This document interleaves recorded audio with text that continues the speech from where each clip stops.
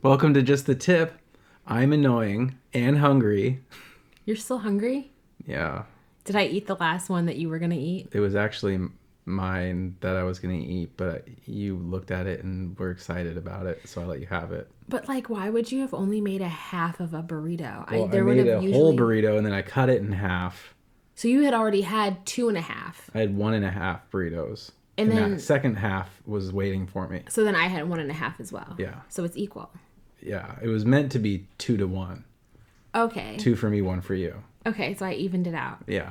So welcome back to the podcast. Mike is hangry slightly and a little annoying, but you've been kind of annoyed all day today. Not all day. Not all day. That's correct. You've been annoyed for the second half of the day. I don't know if it's just the Sunday night blues or... Is it because the Seahawks lost? I don't know. When you told me I couldn't take a shower because the shower was too steamy already, I was triggered, and it took a while to get out of it. So I triggered Mike by, first off, the Seahawks lost. Then That's not why I'm upset. No, listen. I maintain that's not why I was crabby. Just listen. So first the Seahawks lost. Then I asked you if you would watch Real Housewives of Salt Lake City, which you kind of were protesting against watching it, but I asked you to just give it one try, give it one episode. And then after I took a really hot, steamy shower, you wanted to go in the bathroom immediately after.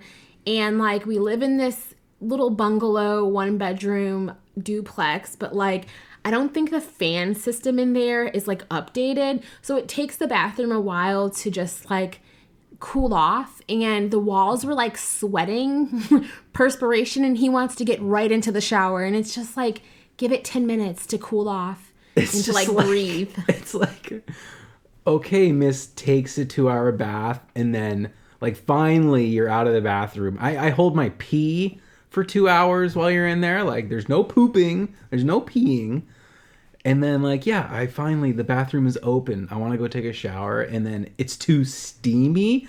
A bathroom was too steamy to take a shower.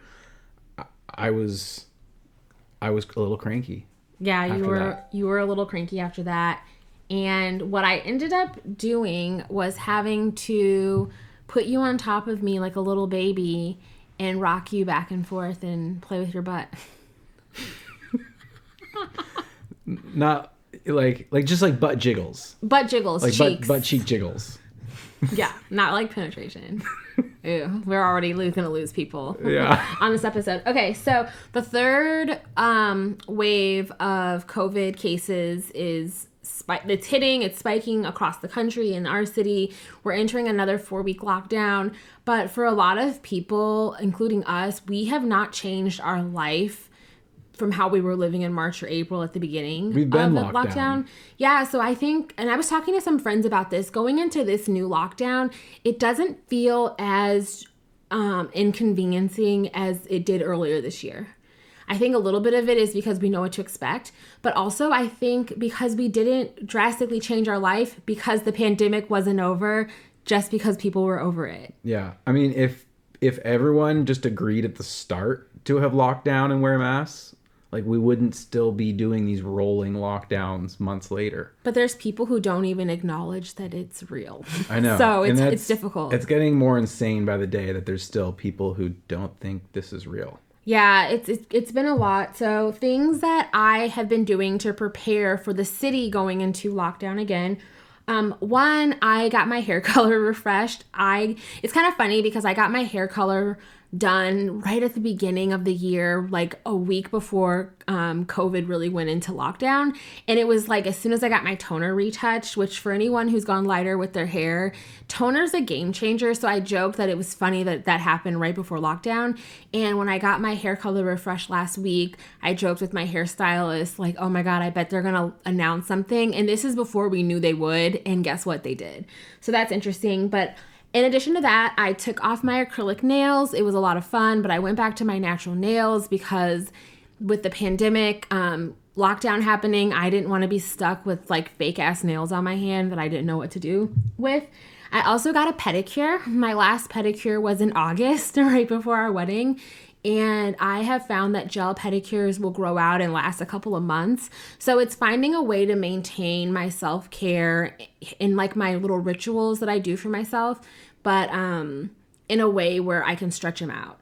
And I emailed my dentist so I could get in there and not have another catastrophe happen in the midst of all of this. If you follow me on Instagram, you may have seen that I had to have emergency dental surgery about a month ago.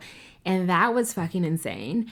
So I've been doing all these things and Mike has done nothing. What do you mean? Meaning, like, I'm doing all these things where I'm like, I gotta hurry up and get a pedicure. I need to, like, do this to my nails. I need to fix my hair. And you're just like, what we did for you today was to take all of the things out of your hamper and wash all of your clothes. But, like, you haven't got a haircut.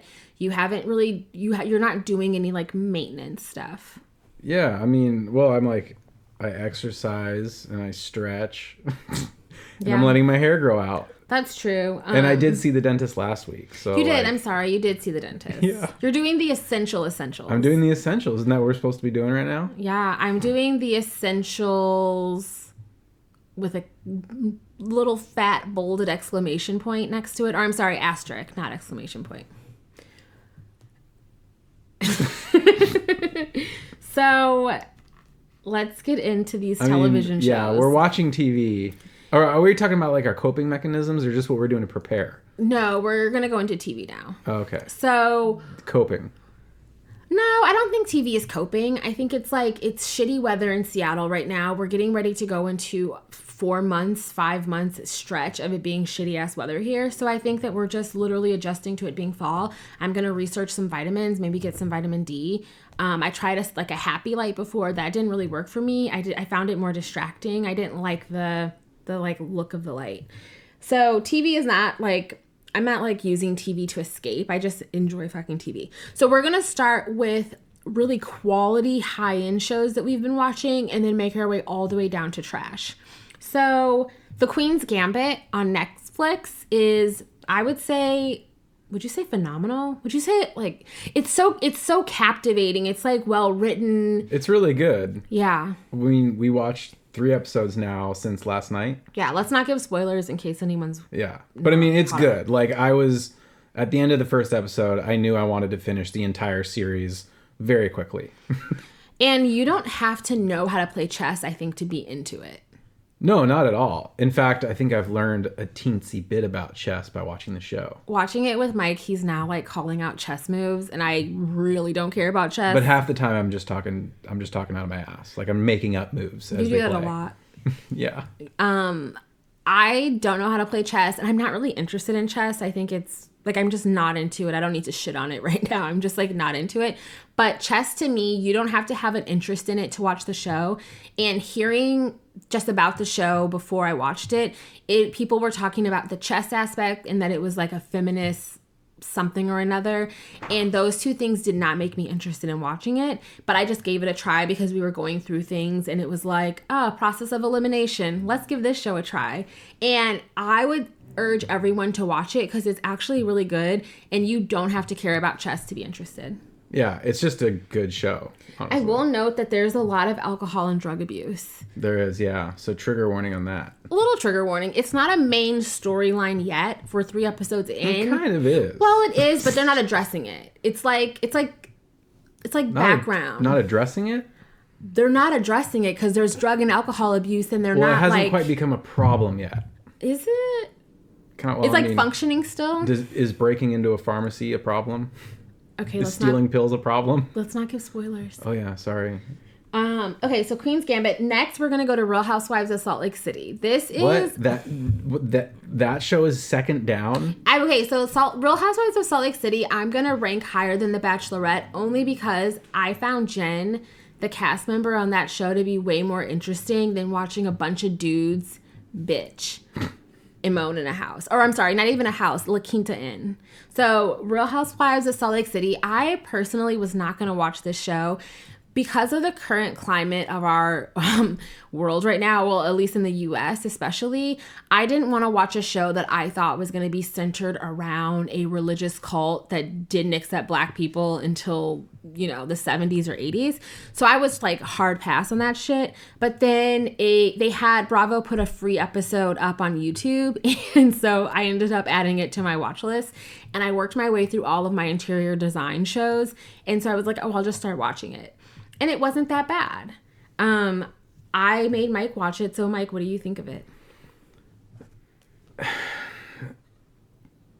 For me, it was just a utter complete waste of time.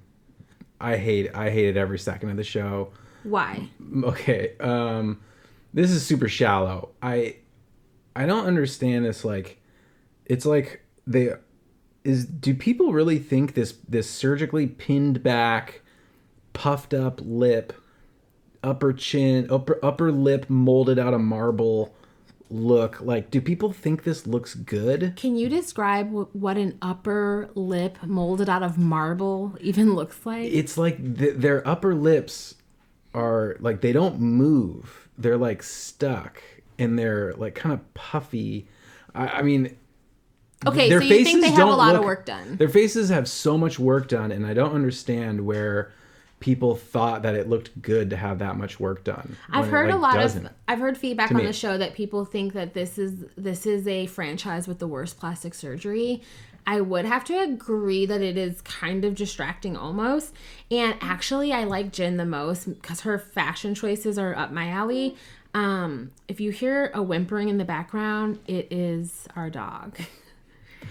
Okay, another thought on the show was I didn't finish. I was going to say I like her fashion, and it pains me to think that her face is on the edge of being like, don't do another thing. Yeah, I get it, because her fashion is everything that you wear. Yeah, well, it's like, everything I aspire. Yeah. Let's be honest, I don't have that budget. When they had that party and they brought the dancers from Tonga, all I could think about was like the cost to do that. You could send at least one person through college on a full ride scholarship. Yeah, I don't think just that party. But they weren't trying to have a fundraiser. I know. They're like flexing. But it's just like the opulence, honestly. Well, think about this. Kim Kardashian paid to fly all her friends out to an island private. She could have put some people through college, right? I know. And that amount of excess, honestly, it kind of grosses me out, because I just think about like you're wasting that. You're using a valuable resource on garbage. What do you think about Mormons? Growing up in Chicago, I didn't really hear about Mormons. I heard more about Amish, and I heard more about Mormons when I moved to the West Coast. I mean, I'm not going to say anything specifically about Mormons. It is kind of a cult, right? Well, it's like a religious cult. I mean, if you ask me, I have yet to like encounter a religion that is followed by mass amounts of people that doesn't seem kind of cult-like. Okay, so would this one can be considered also kind of cult-like? I mean, in my mind, most of these things are kind of cult-like. So this one would be included? Yes. Okay, thank you for answering my question.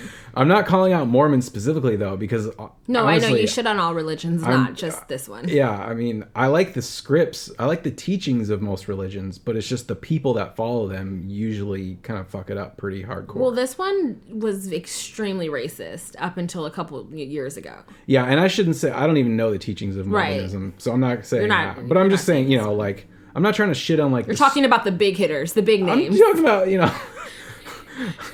like Christianity, Islam, the big names. Yeah, Buddhism, yeah, the big ones. The big ones, the ones that were founded. There's some good messages, but it's just the people that follow them usually fuck it up. There's been feedback that some Mormons are upset with how the show is portraying their religion.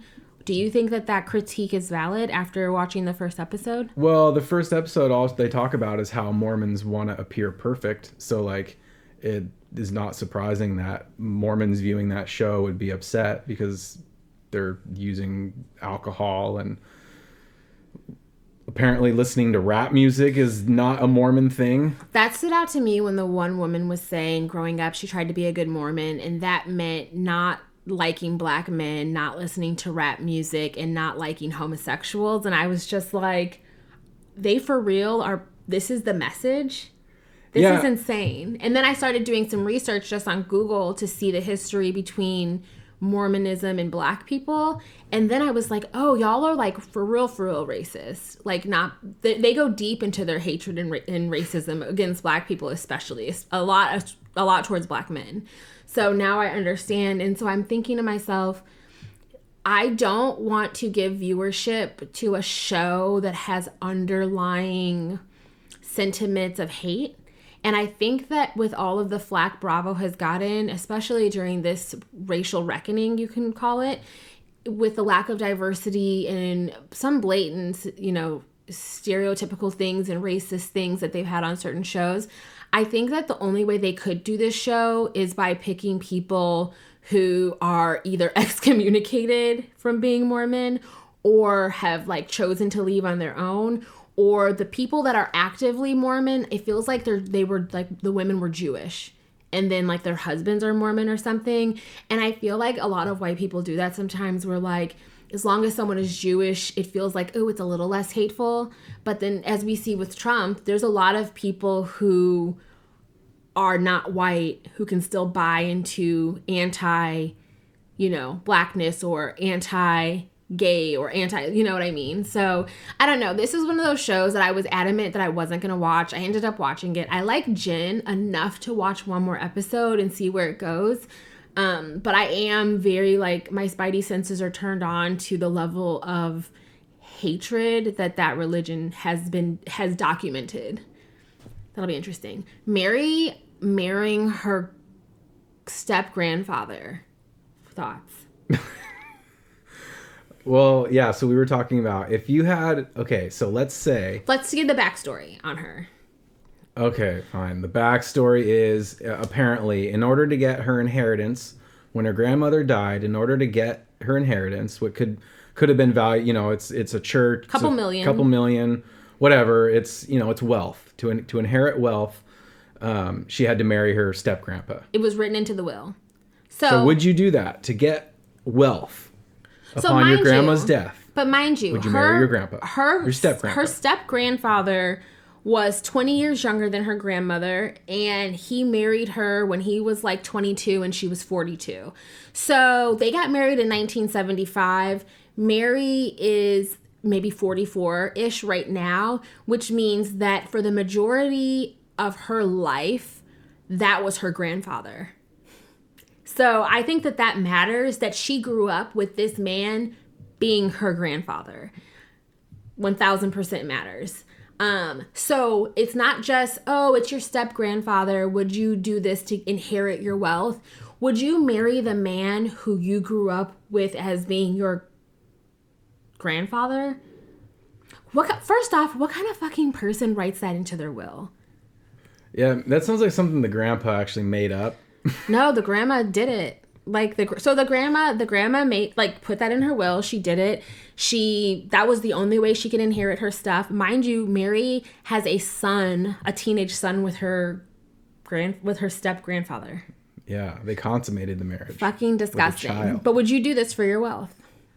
It's kind of like when I was that age, I wouldn't have, but they got married when she was 24. The more I get older and the more I get burnt out, it gets more appealing. I would say no. There's no way. There's just no way that I'm going to do this. But also, I'm saying that with my experiences, my frame of reference. There's people who grow up in these cult-like worlds. Mary is also Pentecostal. She's the only black castmate. She is not Mormon.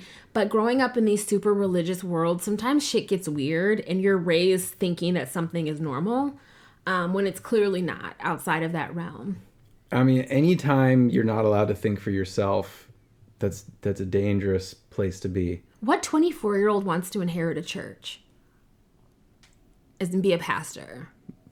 Someone who was raised in that church. I don't know. It just feels like if you're raised bad deal. She was raised in it. But like to be 24 and want to be a pastor. Yeah. I don't know. I was going to open bars. I wasn't like trying to be anyone's first lady at all. Okay, so that'll be interesting to see where it goes. The thing that stood out to me the most in the episode was, I don't want to shit on Mary because it's like I want to throw her a bone because she's the only black woman, but she also is kind of miserable already. Her wigs are horrible, and she wore those white tights to the party like a little girl. It was just horrible looking. I think I stopped to show you the white tights. I don't think you understood what it meant. You did show me the white tights. What'd you think? Nothing. I thought nothing of it. Okay, so anyway, we're gonna keep watching that show, at least one more episode, and see how it goes. Okay, finally, The Bachelorette. What do you think?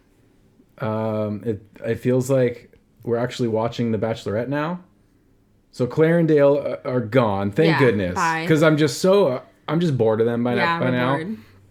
And now they got Tayshia, and she's playing the game. Wait, can I just say one thing about Claire and Dale? I know we're bored, but I think that every time they show an interview with her and she gets so emotional talking about how he will not leave her and he will show up and every guy has not been there for her and every guy has let her down, but I know he will not let me down.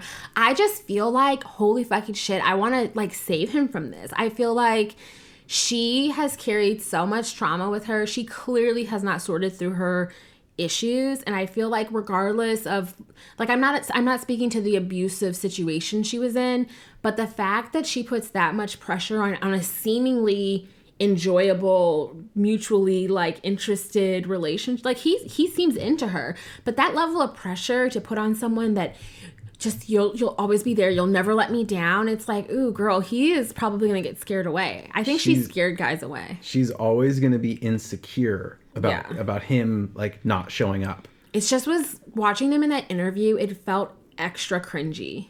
I just really hate when she does that, like, yeah, you know that. Well, yeah. That way she does it just bothers you. Just bothers me because it reminds me of the way that my ex used to do that. Okay, so Mike's triggered watching The Bachelorette. So it's just like, ugh. Something that I didn't like was all of the guys. Okay, so I get that Tayshia's 10 years younger than Claire. She's cute. She has fresh energy. Like you said, producers love her. She's there to have fun. They swooped her up in the middle of a pandemic and were like, hey, do you want to come stay at the La Quinta Inn and get drinks and like look cute on camera and have guys give you attention? It's a pandemic. It hits different. She's like, fucking yes. And have a show. Like, yeah, she's into it. But all the guys immediately... You know how, like, sometimes guys, and women do this too, they shit on their ex in a way where it's to make the other person look good or something, but it's like, you were here for that person or you dated that person, so only you look like a clown clowning them because you were around them for whatever. You're talking about when the guys say to Tayshia, oh, you're so beautiful, like, you're way more my type. Yeah, it's just like, to me, there's something about that bothers me because they knew that Claire was the Bachelorette that was announced and they willingly auditioned to be on a show to get to know and try to date Claire. So it just gives me a cringy feeling to, and I know, and you mentioned that some of these guys are just there for TV or fame or Instagram followers, whatever, but there's something about watching these men openly tell Tayshia, oh, I'm way more into you. You're way more my speed. You're way more my type. And it's just like, I think you can give a woman a compliment without having to downgrade the woman who you knew was the Bachelorette and you willingly signed up to get to know. And when I see them doing that, it makes me really happy that Claire acted like a hot ass mess, was fucking Dale on set and didn't give them any the time of day and gave herself a fucking rose. It kind of makes me happy on like a petty level that she was like, I will give none of you all camera time. And they're bitter. They're all so fucking bitter. Oh, some of them were so bitter. So Spencer, he walks in. So she meets all the guys. They bring in a couple of new guys. Spencer is the first one. Her eyes light up when she sees him. She basically did a Dale on Spencer. Oh, yeah. Spencer is the new Dale. So Spencer is Dale 2.0. He is cute, but he is an asshole. He's unlikable. Yeah, the more... And he's really shiny. They need to get him some powder. He's hella shiny. Yeah, at first how... Tayshia was just thought he was so hot. It was like, oh, okay, cool. You know? But then the more we get to know him, I feel like he's a dick. He came in the house talking shit, but it was like, first off, these men are traumatized because they just went through some bullshit. And also, they've been bonded through that bullshit. And I just didn't like that he came in and he was like he wasn't like a cool dude. He came in wanting to be the asshole. And I'm so happy that Riley elbowed him in the fucking face and his lip was bloody because when they were playing water polo or whatever that was. Yeah, and then they were talking about it and Spencer, like... I forget what he said, but Riley... what he said was, do you want some more? He, like, was making a joke with Riley, basically telling Riley, like, do you want some more of what happened? And it's like, dude, you were the one who was bloody. Yeah, and Spencer kind of, like, talked it up with Riley, like, yeah, come get it, basically. And Riley was like, listen, I'll hurt you. Like, you don't... That's not what he said. That's not what he said. He said like, where I'm from, people like you get hurt. No, essentially. He said, where I'm from, people like you, we call lunch meat. Yeah. Because he used to eat bologna sandwiches or something. And then Spencer walked off. So that was cool. Well, then other dude, boy band manager, was like, listen, dude, none of them were here for Spencer. I don't fucking like him. Obviously, the producers know what they're doing.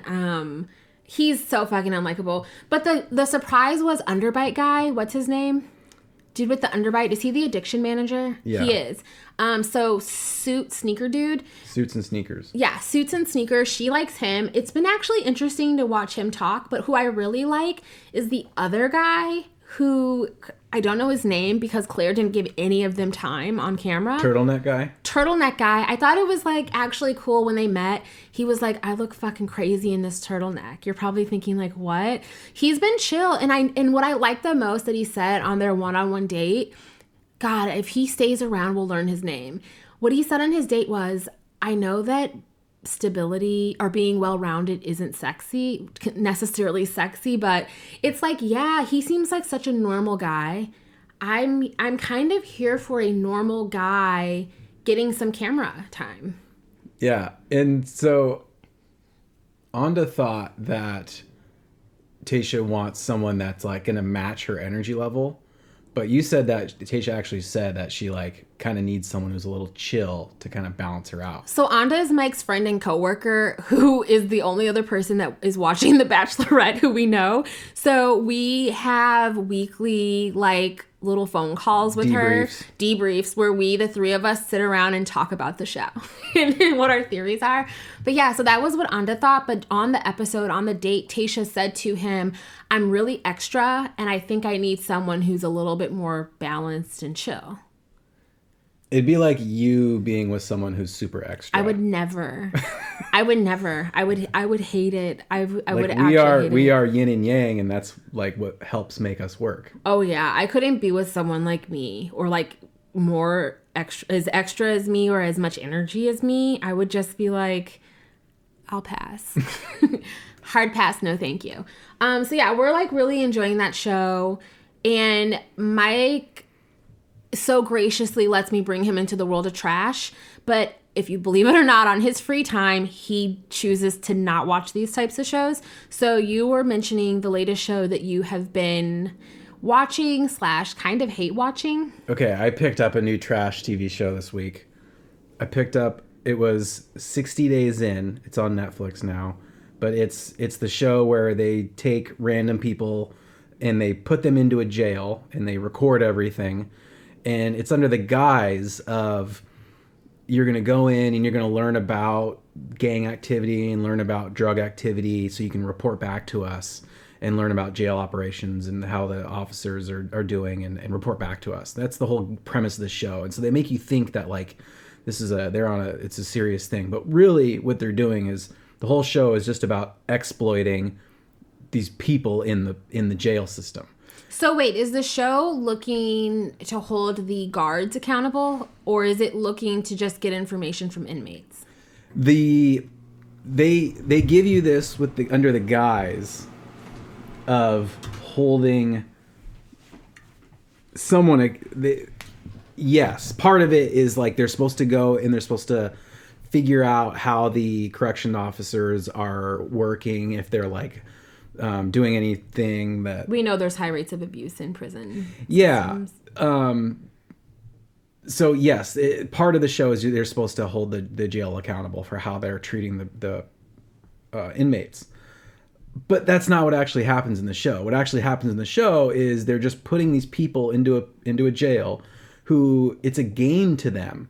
And they become involved in the gang activity. They become involved in the drama. And it's really just adding fuel to a fire. So why do you keep watching? As someone who is trash. Passionately against like the prison system why do you keep watching? It's like a train wreck that I can't turn away from. But like, what is it about the train wreck? Like, what is it exactly about the show that captivates you or intrigues you or keeps you tuning in? I don't know. Okay, so Shawshank Redemption was my favorite movie growing up. Same. And still is. One of the best movies ever made. And ever since then, there's something about like jail prison stories that every now and then they'll captivate me. And I don't know why. On this one, there's something really interesting about seeing really how people become how everyone, I've always known that people are to a degree a product of their environment. And like you see people come off the street with the intent, and all these people have the intent of going in and just learning about the gangs and about drug activity, how the drugs get in, so that they can just simply report back their information to the sheriff and be a good 60 days in contestant. But they end up getting wrapped up in all of the... Wait, these are real people? These aren't like police officers or like trained people? No, these are just random ass people. It's a reality TV show. Is this like an American show? Yeah. Ugh. So what's interesting now about it for me is like seeing how they become engulfed in the inmate life and how they really kind of let themselves get wrapped up in it, and they start participating in the drama and the jailhouse politics, and they end up, some contestants even perpetuate violence onto other inmates. And so I mean it's kind of interesting to see really the environment acting on these people, but ultimately it's just pure trash because it's really just exploiting inmates. If anyone else is watching 60 Days In on Netflix, let us know, because I for sure am not going to tune into that. What else are you watching? That's it. I'm between shows. Oh, you binged The Pope and the New Pope. Oh, I crushed the Young Pope and then the New Pope, HBO. Any thoughts on that? Oh, it's great. Because I also, for some reason, sometimes love I don't know, like my life has had trauma porn. Yeah, like my life has had like a journey that, intersects religions, and so the Young Pope and New Pope are just great HBO shows. What's his name? Jude Law, maybe? Jude Law, yeah. I hadn't seen him for years in anything, but he's great in this. And then John Malkovich comes in on the second season, which is